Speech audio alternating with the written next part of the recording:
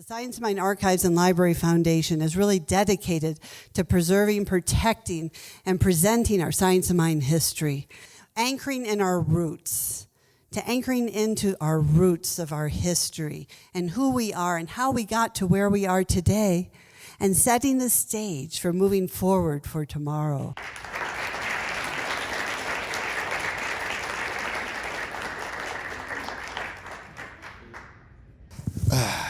Well, hello, and hi everybody on Facebook Live. I know that there's folks watching from all over, so that's really wonderful, and that this is being recorded and held in as part of our legacy.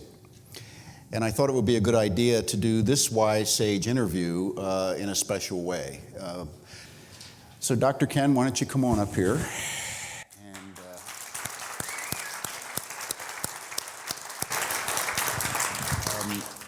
The interview process is standardized, although for this particular situation, we've modified it a bit. But in general, these are the questions that we ask anyone who is participating in one of these interviews. Okay, so tell us about your early life, where and when you were born, the origins of your family, how many siblings you have, and religious background before coming into this teaching. Well, I was born in Vancouver, British Columbia. In 1952, and I had two sisters, one passed on, but I have two sisters and one brother. Mm-hmm.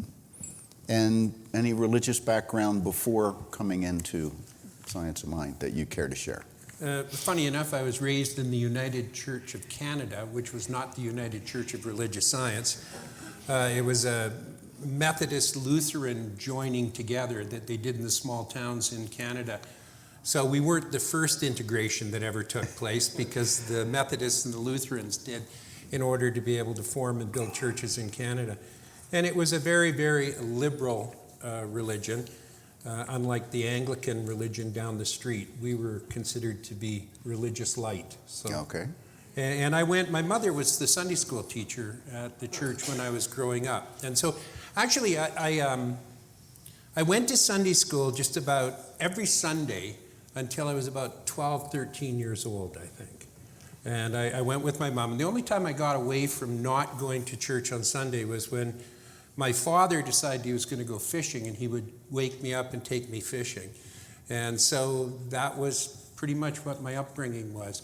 I will mention, though, that when I was about, 7 or 8 years old, I got an opportunity to do delivery from the pulpit there as a child speaker at our church. And little did I know what it portended for the future, but there you go.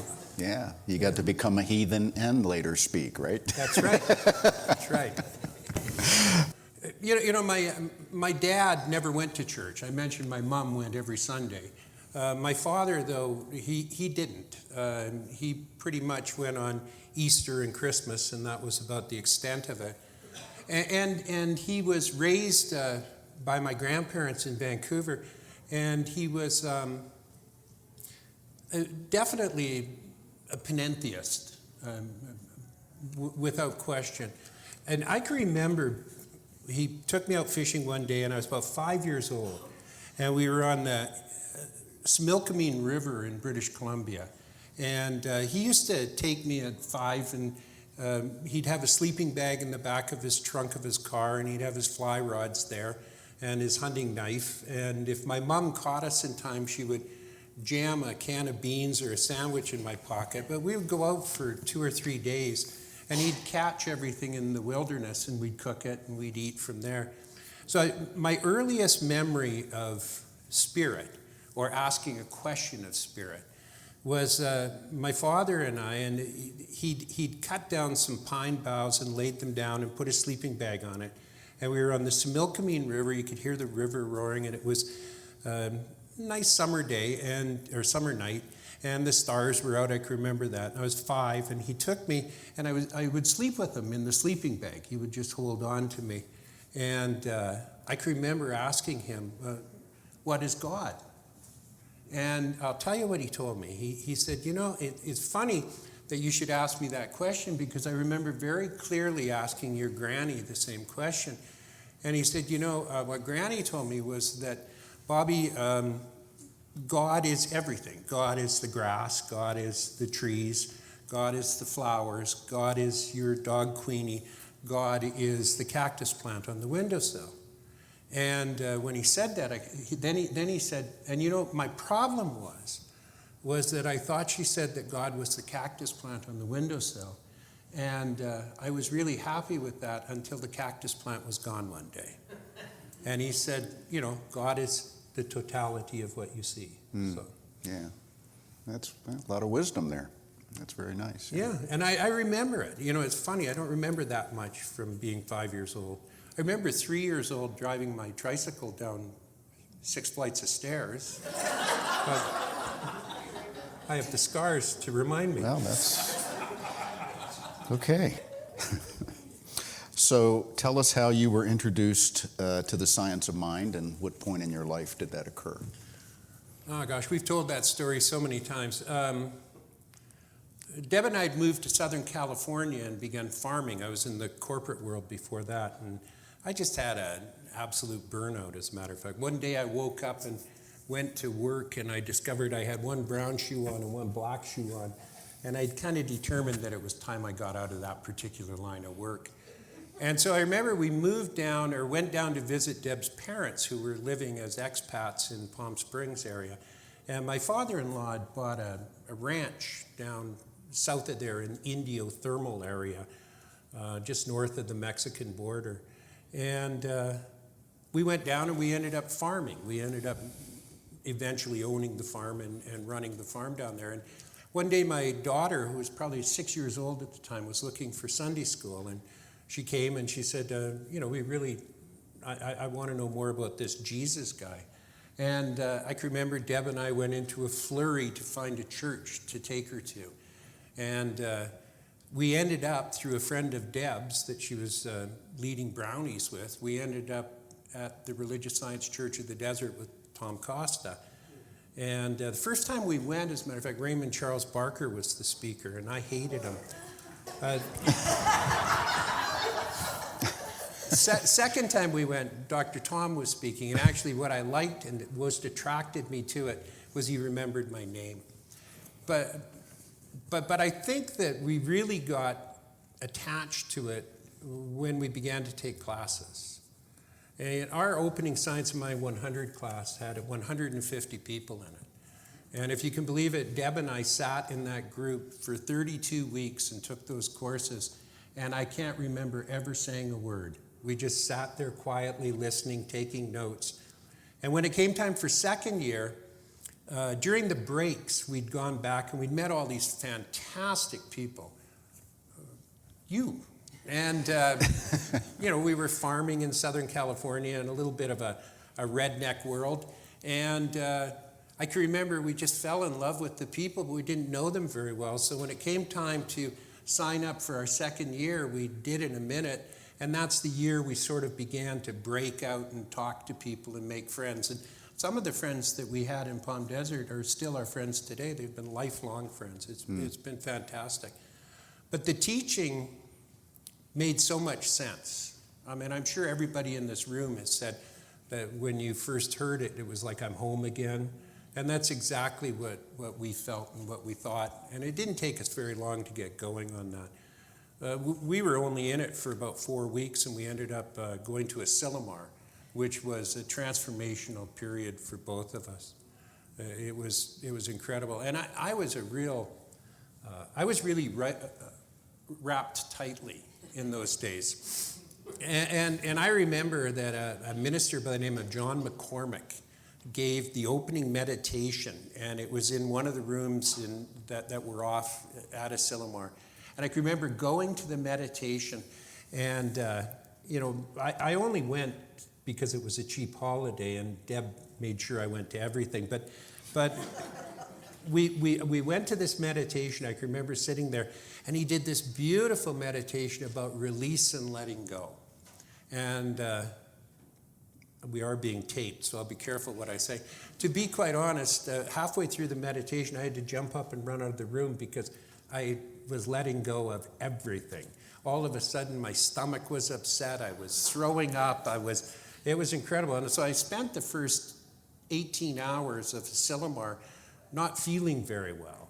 And so that was the first time I'd ever gone to a practitioner. So I went to a practitioner room and got prayer work done. And within hours, I was back solid again. And it was a life-transforming experience to be there.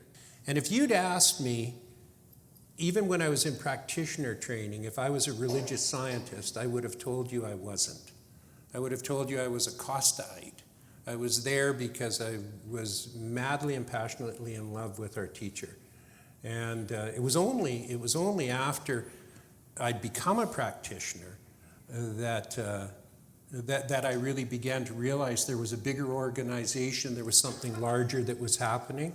I began to get the energy of what it would be to have, instead of just 800 people at the Palm Desert Church at the time, to suddenly realize that it's possible to have 500,000 people carrying that consciousness in the world. And that was a transformative idea as well. And I remember to this day talking to Tom, Dr. Tom, about it. And I can remember showing up, and the first time I ever gave the treatment from the podium in Palm Desert, which was a big deal, by the way. The first time I ever did that, I walked up to the podium and I said, "Hi, my name's Kenn Gordon and I'm a religious scientist." And Dr. Tom broke into tears in the front row. So I started off actually listening to Baba Ram Dass when I was still in university. And I'd been majoring in philosophy at university, but I never knew that you could apply it. For me, it was all intellectual information. And so I never connected how you put it into your life as much as just having information, historical data to know. And it was really Science of Mind that did that. And when I bumped into Richard Alpert or Baba Ram Dass through a tape series, I really began to resonate with it. And obviously, by the time we found the church in Palm Desert, it was the same language, it was the same story. How did Science of Mind change your life? And was there one specific event or demonstration that was a turning point for you to commit deeper into the teaching? Yeah, Dr. Kennedy Schultz told us once that to be a good minister, you need two things. The first thing you need is an entrepreneurial spirit, and the second thing you need is a transformational healing that comes through the teaching. And I've got to be honest, the transformational healing for both Deb and I was so gradual that I never really noticed it. Do you know what I'm saying? We started out here and there was nothing wrong. We were healthy, whole, and complete. We were farming. We were doing well in our lives. And it just kind of, over a period of 4 or 5 years, just kept growing and growing and growing and growing. And I never really realized the impact it had on my life until I was preparing to leave Palm Desert to go start our own center. And I sat down to write a letter to Dr. Tom. And what I found the letter really awakened me to was the transformational healing that I'd had. And in it, what I did was I documented all the different healings that I'd witnessed in other people through the teaching over the 5 or 6 years that we were in the desert. Yeah, I can remember, we were part of a You Can Heal Your Life course that I participated in, and we would heal people of cancer. And we were doing this great work that was happening. And I could witness it all for other people. And I went through it. And in the letter, I documented all that. And then it occurred to me, and I said, basically this. And of all the healings that I've ever seen that took place in this church since we ran into it, the greatest healing we had was for Deb and I. And there was nothing wrong with us when we came in. It was an awakening and an awareness that took place. And so I can't say I threw down my crutches and walked. What I can say is there was a gradual transformation within myself that broadened my horizons to see that this joyous thing we call life is just waiting for us to embrace it. And that was my transformational healing. Great. What year did you become a practitioner, and then what year a minister? Oh, God. You may have to refer back. I became a minister in 1993. 93, yeah.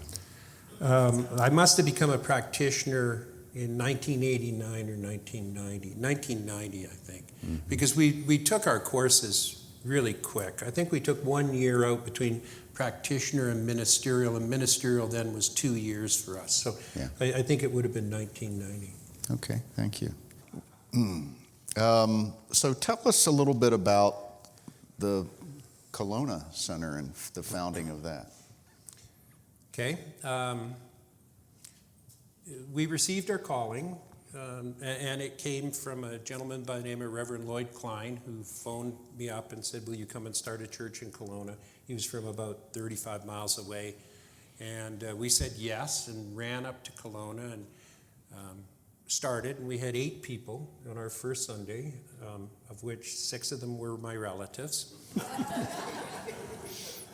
And actually, I can remember going to Asilomar in 1994, and we graduated with a large class in 93.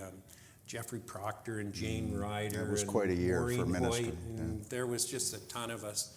And I can remember going in 94 to Asilomar and them talking about the size of their congregation, how great it was. Oh, gee, it's so wonderful. I had 106 people at my service on Sunday. And as it turns out, in summer in the Okanagan, not everybody comes to church. And I think we had 6 at that Sunday, and it was like, oh, God, I'm going to go kill myself somewhere, you know. But we stuck with it. And it became a great church. It is a great church. We, in the early days, it wasn't uncommon for us to have 60 students and 40 people showing up for Sunday service. So we were definitely geared more to teaching, and our classes were very, very active.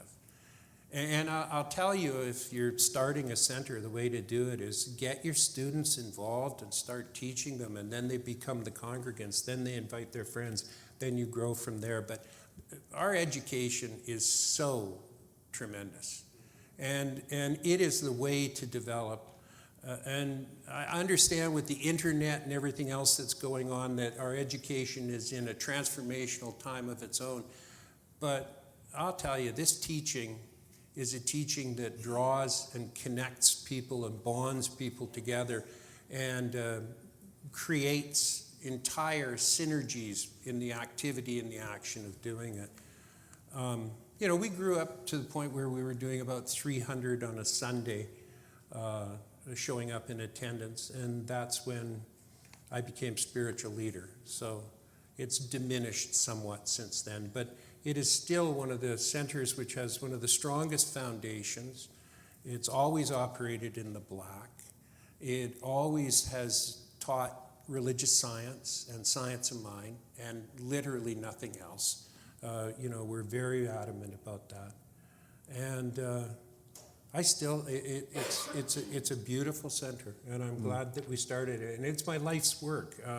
You know, I retired from it last November, although Deborah still gets me to speak once a month up until now. We'll see what happens. Yeah. But I still go every Sunday, you know, and so it's a great place to be. Good. Okay, we're going to get into the time as spiritual leader now, and also Why do you lean forward and make it sound ominous? because Okay. I just needed to read something, but I'm not going to do it in exactly the order of the questions that are here. I want to put it in a little context, because the first thing that happened in your leadership was coming on to the RSI board.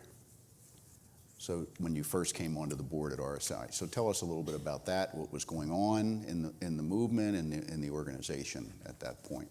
Was that 1999? Yeah, we graduating in 1993, we came into Religious Science International. I can't speak for our brothers and sisters in United because I wasn't very aware of what was going on there. But we were teaching in absolute turmoil because we were at that crossroads where transformational change was taking place in society, and we had to change with it. I mean, you and I and Deb came in an autocratic time.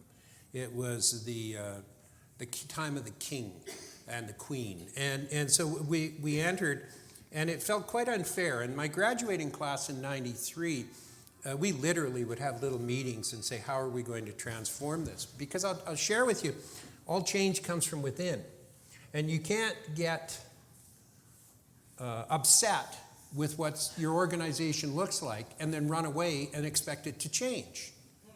What it demands is that you actually get involved and do the transformation from within, and that you actually be proactive with it and not withhold and withdraw and take off, which at that time a lot of that was happening in RSI. Talk about transformational times. Like tomorrow night I'm going to talk about the turn. That was a turning point. And when Dr. Candace went into power as the president, it was astronomical in the way that it changed. Because remember, I told you it was very autocratic beforehand. And I can remember the first night with Dr. Candace, with her backstage. I was getting ready to speak, and there was a relatively new minister who was going to give the opening treatment, who was having stage jitters at Merrill Hall. And I can remember looking over, and believe me, I knew how in the old days it would have been handled. It would have been handled, pull your socks up, get out there and quit whining. And instead I see Candace holding this minister and hugging her, going back. Yeah. Big change. Yes. So then, is it 2008? Seven. You became president of RSI. Tell us about that. Well,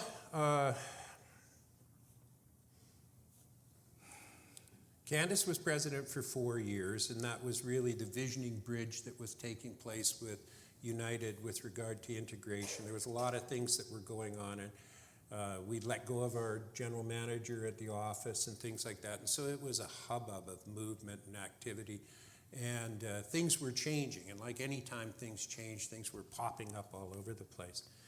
And I don't know, I just kind of always knew that that's what would happen. And so in 2007, I got elected president. And I've got to laugh because, Candace always had a picture of her grandchildren in front of her when she ran the business meetings. We didn't run the business meetings like we do here. They were done by Robert's rules, and they were called the Congress. And believe me, it was tight. And so she always put pictures of her grandchildren in front of her when she did it. And that particular year at the business meeting, her last year when she stepped down and I became the president, I brought a picture of my grandchild who was in utero at the time. So it was an ultrasound picture of him. So Well, that'll ground you when you're dealing with tell us a little bit about what was going on with the integration process, as you were the president during the final years leading into that. Yeah. And it was pretty much, it appeared to be stalled from the outside. And I was on the outside because I wasn't part of the visioning team as a vice president. I went to a couple of meetings, one in Seaside. I think that integration really took off when Dr. Cathy came to me when I was the president and said, I just got reelected for 4 more years. Do you remember that? And she said, I think maybe perhaps this is something that I'd like to do in the next 4 years. And that's when we really started to take off and move, once we had that agreement, because I was always in favor of it. So, and that's when it happened. Yeah. So it's all her. And around that time, the branding was happening, and there was just a lot going on. Yeah, we did branding, we did the name change. The name change itself was astronomical. There were people who said that we would change our name over my dead body, and they were all dead at that time. And we did. And, we did do that transformation and change in the thing. And I'm serious. I am That's not actually kidding. true, yeah. Yeah. And so, it was, the old school was really, really balking and fighting. You need to know something, though, is the person who started this whole integration thing is in this room tonight. The person who really, really began it. And, to show the success of it is if you ask now, just about everybody participated in integration that was around at that time. But I'll tell you, that's not true in the early days. This guy wrote a letter to both the leadership of United and the leadership of International. And that's how he got on the board. Walker always believed in keeping his enemies close and his friends far away. And so Jim had written this letter after we did a joint conference in Phoenix. Scottsdale. Yeah, in Scottsdale.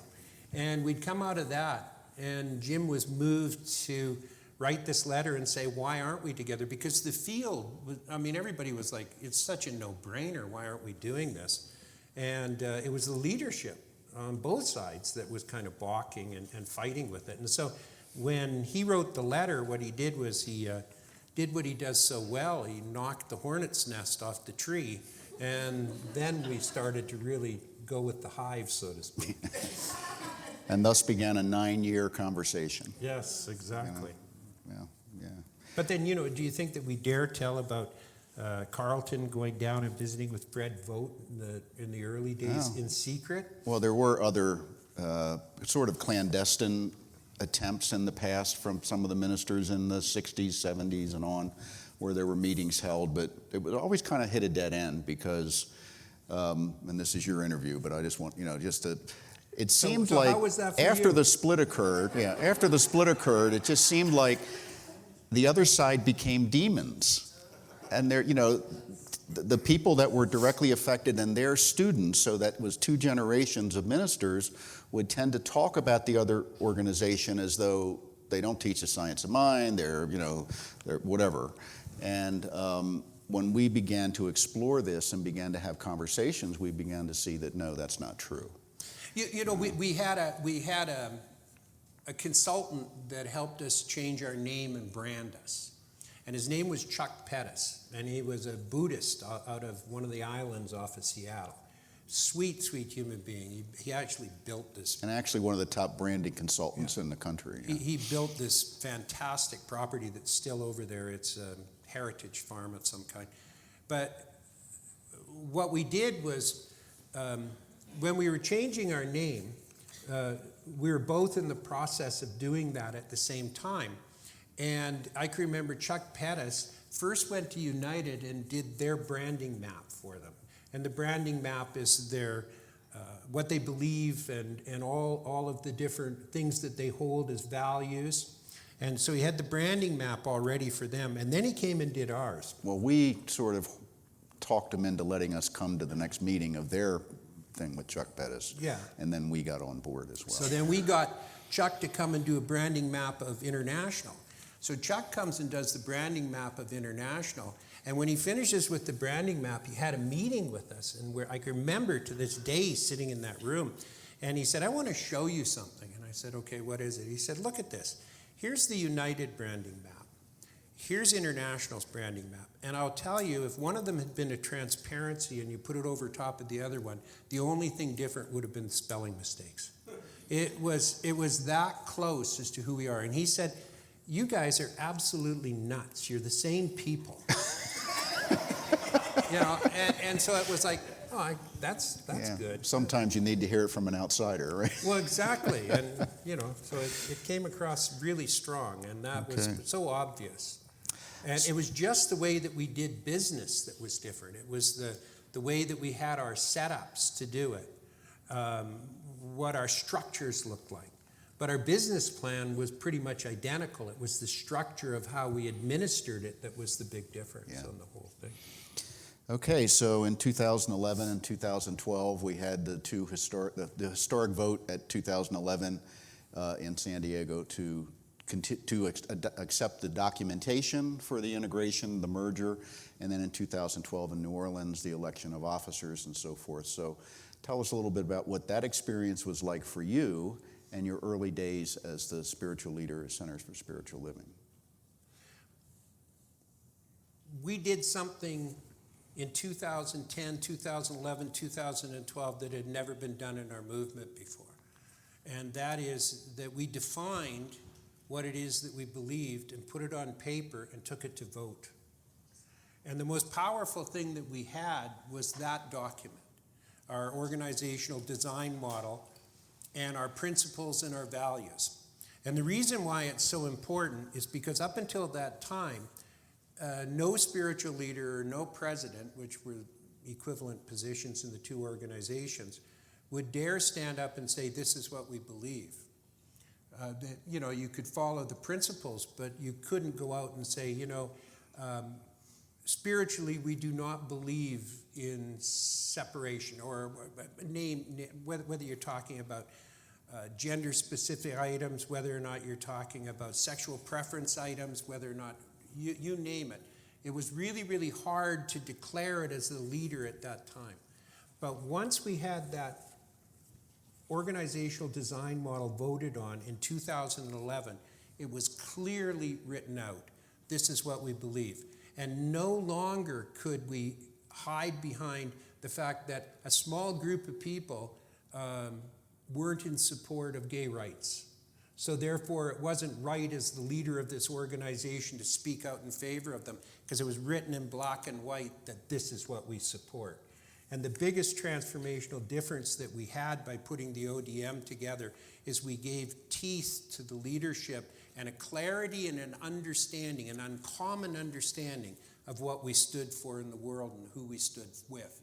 And so suddenly what happened was it allowed for things like the white papers and the essays that you see written by so many of the committees that I helped form to be able to become present and published in our movement. And when the flock comes in and says, oh, that's not what I believe, then it's really clear. Have you read the ODM recently? Look at the ODM. This is what you said you agreed when you voted for it. If you didn't vote for it, and I would never do this, but basically you're saying, if this doesn't fit you, then maybe you should become a Lutheran or whatever it happens to be that you came from. Yeah, we can edit that out. So after New Orleans, in the aftermath of New Orleans, as the new organization now is formed, it has leadership council and positions or important committees are being filled and everything. Tell us about how that was for you in terms of that role of the spiritual leader and they were so forth. Undefined. We had a president, a spiritual leader, 3 directors, and we were so top-heavy that we kept capsizing. And it was so clearly obvious that it was painful to watch it happen. But it had to go through the process to be able to rub some of that off effectively, to be able to make it work and to be able to make it efficient. Mm-hmm. And so, the design team did a brilliant job on putting together a lot of things, but the actual structure, we compromised in several things to get the integration to take place. We had to, and otherwise we'd still be talking about integration. So the thing is that it became obvious to us that we needed to have these compromises, and it's just the luck of the draw that I was spiritual leader that showed up at the time when all this transformational change had to be healed, and we had to look at it.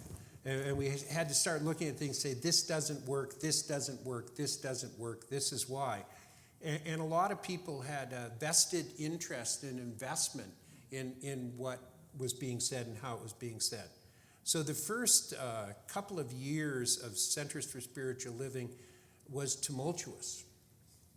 And therefore, what happened to it was as we know, it begins with us. So when the leadership, the core, is in tumult, then you can pretty much guess that the body becomes tumultuous as well. And so it was a constant dealing with this tumultuousness going on in the field. And we had people who rose in pissed offivity about certain things, and they couldn't find their way to fit it in. We had members that were wondering what was happening. And at the same time, we were broaching it at the time where the big myth came out. And the big myth is this, is that United took over International, and that was from the International side. And from the United side, it's International took over United, because you're offering new things. Well, that's just the way International used to do it, or that's just the way United used to do it. And it was a blend. We were trying to find the best practices of both. And so we were in the midst of this fire that was going on for the first literally 3 or 4 years that was happening. And it was stressful. You know, I remember on more than one occasion going home and saying, I'm going to quit. And I remember on more than one occasion Deb saying, don't be stupid, you don't quit. And that's and continuing on, you know. But those were the times, you know. And there was a lot of triangulation that was going on, a lot of talking around. And I tried my best not to involve myself in triangulation. And I found myself in situations when I wouldn't involve myself in triangulation, being cut out of conversations. The triangulation continued. I just wasn't part of it, which didn't do us any good at all, because I didn't know what was going on half the time. So we had that going on at the time. Yeah. And so we forged ahead with that and evolved very, very quickly. And I think that it's important to note what a lot of corporate trainers like Dorian have told me, is that when you integrate two corporations together, generally speaking, there isn't much success for one of those corporations that take place. Usually something happens and there's a huge fracture, and then it goes on like business as normal. And I'll tell you is that we've held this together as a United International thing. I have in my pocket the original 6 things that I thought were important that I gave in 2012. And integration was one of them. And we have come miles in the last 8 years. I always said it would take 2 ministerial generations to actually happen. And a ministerial generation is 5, 6, 7 years, where you begin to get the turnovers and that sort of thing. And I'd say we're right on track with it right now. We have, and I'll speak about this tomorrow night too, but we have a foundation right now which I've never seen before. I never saw it in International before. We have such a cohesive leadership council, and with our new executive director, Sonia Byrne, who was the perfect person at the perfect place, just like Steve was the perfect person at the perfect time. What we're finding is this gelling that's coming together, and it is so sweet to see this actually turn out to be something wonderful. You know, I thought we burned the stew for a while, and it turned out it just needed that smoky flavor to be good, you know. And it's really there now. It's happening right now, and that's how come to this weekend, or it's such a crucial time for our organization. Absolutely crucial, because we have the opportunity right now to set this and complete it, and it's not near as fragile as it once was. But don't kid yourself, there's still fragility that's out there, and we have to be aware of it. Doesn't mean we have to coddle it, doesn't mean that we have to babysit it, but we have to be aware that it's there and clear in our own consciousness as to where we're going. How'd we get on this one? I don't know. I just throw them up and you hit them out of the park. Tell me, in your 2 terms, what are you most proud of? Exactly what I just talked about. Yeah, everybody thinks that the big accomplishment was integration in my career, and it wasn't. The big accomplishment is the love and the kindness, the compassion, and the understanding that we've developed, that we've grown into. And that's the truth from when I was president of International, too. The big accomplishment wasn't the name change or branding. The big accomplishment was having people being aware that they love each other and that they come in contact and that we're family of choice. Lloyd Klein once said to me, when I was early in ministry, Reverend Lloyd was one of my mentors, and Deb and I and his wife Wendy were out for dinner one night, and I said I hated something. And he turned to me and he said, Ken, we're religious scientists. We don't hate anything. and I tattooed that on my soul. And that's what we need to tattoo on our souls. We don't hate anything. What we do is we transform everything. And we do it through love and compassion and understanding. And that's the calling that we're being called to right now. Because, as we change, and tomorrow night I've got about the third of my trilogy of seafaring stories, but that as we change and as we move into the turn of something new and something fresh, it demands that we be new and fresh. And it demands that we understand where we're going and what we're doing and see a larger picture rather than the smaller one. Because we might very well get back into inner conflict and inner fighting again. And we have to know that that's just the growing pains of becoming a collective consciousness that can transform the world. What I just shared with you about the growing pains, in the midst of them, sometimes I didn't believe they were growing pains. Sometimes I was frightened what I believed they were.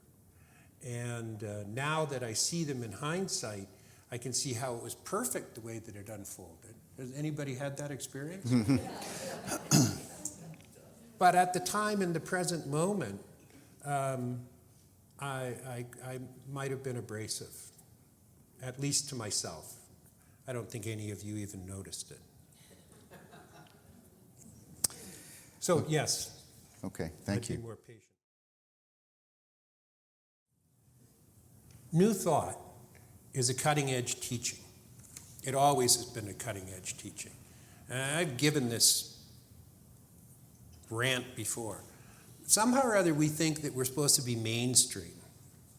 And so, we go to our centers and we see that there's only 100 people at it or whatever, and we think, oh my God, I'm not doing good enough. And it destroys our self-esteem, which we know. But the truth of the matter is we're a cutting-edge teaching. And the goodness that it's put out into the world is it's totally transformed the world. The world is a different place because of that. All you have to do is know what we believe and know that we have torn down the Berlin Wall. We have brought together nations. We've made connectivity with people. We've brought love to the forefront. We've lowered the death rate or the mortality rate of children. And we've done it through our teaching and what we believe and what we hold to be true.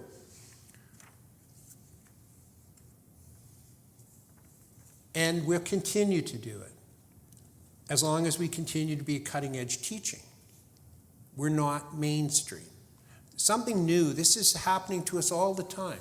There'll be a new thought, new idea, and there's nothing new in God, but there's a new recognizing and a new understanding, a new appreciation. And when that new appreciation is accepted, everything grows and bloops out according to what happens with it. And as humanity, we have a tendency to fight against that new idea or that new thought. And of course, what we believe in is the development and the embrasure of that new thought to be able to transform and get a new experience that comes from it. And that's the change that it's made. When Deb and I first started the center in Kelowna, the first class we gave was in a grade 3 classroom. And I walked in, coming out of California, back into Canada, thinking I was going to deal with all these people who didn't have a clue. And I'll tell you what, all those grade 3 kids knew already, because all the affirmations that I was prepared to teach were on handwritten posters that were up on the valance of the ceiling. There's a new consciousness that's constantly coming forward, and the only thing that can freeze it in place is when the mind says, I liked it the way it was before and I don't want the new way to come and happen. And we've seen enough of that in our lifetime. And we don't need to do it anymore. And we're in that crux place right now again, where it's showing up and showing itself. And not just within our organization of CSL, it's happening in unity, it's happening in all the denominations. By the way, we're close with unity now too. But it's all happening, and on top of that, it's happening in the nation, it's happening in the world, it's happening everywhere. It's not a bad thing. What it is it's humanity learning not to be stuck in the past and to move into something freeing in the future. Is most of us have been trained that as we think, it's done unto us, and that we can transform the world through our own inner thinking and the transformation of our own consciousness, which is true, which I just finished talking about. But I think that there's a bigger idea that's being birthed here. And the bigger idea is that being a teaching that touts and talks about we are one, we have to realize that we are part of a collective. And that it's not just the transformation of the individual, talking about each of us, it's also the transformation of the collective societal. And that the awakening that's taking place within ourselves needs to be expressed in a new way into the world around us in order to be able to impress the larger consciousness, which is still who we are. I think to a large degree, we say we are one, and my name's Ken Gordon, and I'm an individual, and I'm separate from everything else. And I think what we're doing is we're dawning on an understanding and appreciation that everybody in this room is part of a cellular dance and connectivity that is necessary for us to expand and to be able to grow. And to do that, what we need to do is we need to broaden Dr. Holmes's beautiful statement of there's a power in the universe that's greater than I am and I can use it, to there's a power in the universe that is greater than I am and it can use me. And allow ourselves to be receptive to this power so that what we can do is take it to the next stage, which basically means that we begin to move and change and transform things through a collective, not through an individual. And so I think the future is that we're on the cutting edge of that right now. And we will achieve it, and it will take place. And when it does, we will add another 500,000 enlightened souls to the collective consciousness that transforms the world, and we'll see a big difference in the world, and we'll take the next step. And then what will happen to us is something new will come along, and we'll fight and scramble around it again. If you were to just say to this group and to the people that are going to see this video, that are watching, in a couple of sentences, what would you like them to carry away from this sharing? I think when I look back on the 21 years I've been in upper leadership of science of mind, religious science, no matter what name it came under, because the name is secondary. You know, we're talking about a collective consciousness. We're not talking about an organizational consciousness. This is the best vehicle that we have, and I bless it and I honor it. But it's not. My job is not to keep the vehicle alive. My job is to keep the consciousness alive. I would say that we have to be constantly aware that we're growing into that collective. And that we have to constantly honor the fact that that collective is going to have every shape, every color, everything, every good, bad, and whatever you want to put in between it, that's going to be mixed into it, and that it's all spirit. And that when we ground ourselves in that understanding and that knowledge and that knowing, it no longer can hurt us. It can only help guide us to a greater appreciation. And that greater appreciation is the unity of life. Whether it be human or whether it be mineral, plant, animal. And that greater appreciation is something that we can begin to really work on within ourselves by watching where we get angry and where we get upset, and understand that that is fear-based. and that whenever I find I'm mad or I'm angry, if I go one layer below, I usually find that I'm frightened of something. And whenever I look at what I'm frightened of, I realize, as the Course in Miracles said, that there's only two base emotions, fear and love, and that fear is the absence of love. And to begin to apply love to it. And we also have to break our habit of running away and withdrawing and not participating, thinking that we don't have any power. And I think that that's a huge one. William Meader, who is head of Theosophical Society, said there's three kinds of people in the world. There are those people who say, this is the way I like it, this is the way it's got to be, this is the only way it ever will be, this is the way it used to be, and that's the way I want it right now, and if I don't get it, I'm going to fight for it. There's the other group on the other end, which are the people that say, I have no power over the world whatsoever, nothing. It's, my opinion does not matter. The world's going to picture the way it does. And then he said that there's that group in the middle that know that their energy is a cause within the universe itself that can create goodness and bring the collective goodness to bear. He said, those people are who we are. Those people on the outside who don't think they have any effect, they don't have any effect. Those people on the other side, what they do is they fight. We are the people that are going to transform the world. And it's important that we remember that in every deed and everything that we think about. And if you're like me, and when you don't succeed and you have your little rant or your little temper tantrum, forgive yourself and begin again the next minute to try to do it again better next time. Stuff that used to take me 3 years to get over, now I can get over in 3 minutes. I'm trusting that that stuff someday I won't have in the first place, so I won't have to get over it. I love you. Do things out of love.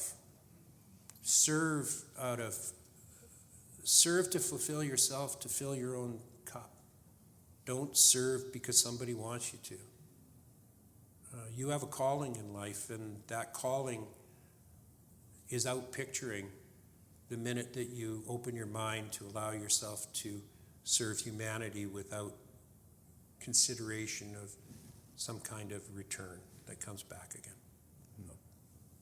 Bless you. Okay, thank you. You're welcome. All right.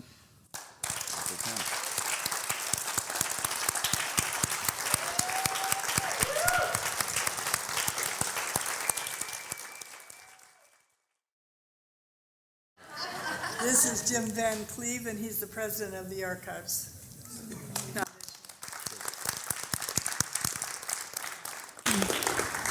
Thank you. Let me just read this to you. It's a Science of Mind Archives and Library Foundation Special Recognition Award. This special recognition is given to a person who exhibits a life of love and dedication to preserving and presenting the philosophy of Ernest Holmes, the teaching of Science of Mind. The Science of Mind Archives and Library Foundation presents this award to Reverend Dr. Kenneth Gordon, presented February 16th, 2020. Ah, thank you. Thanks, Jim.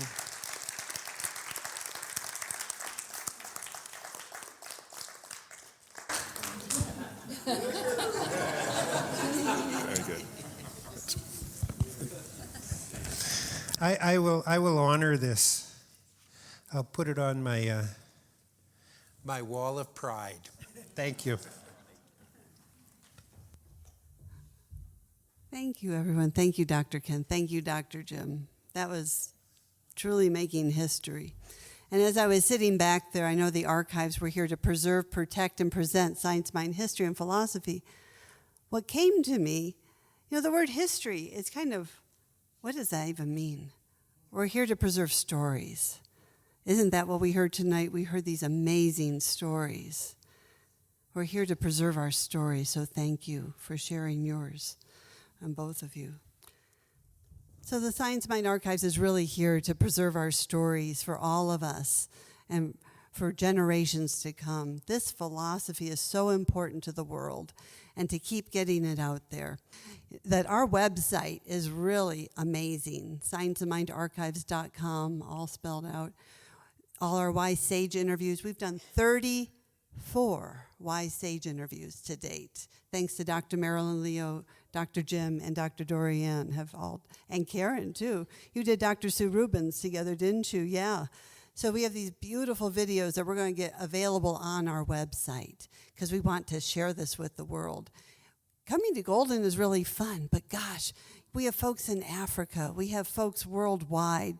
We have folks in France, perhaps, that might be interested in seeing some cool stuff like this.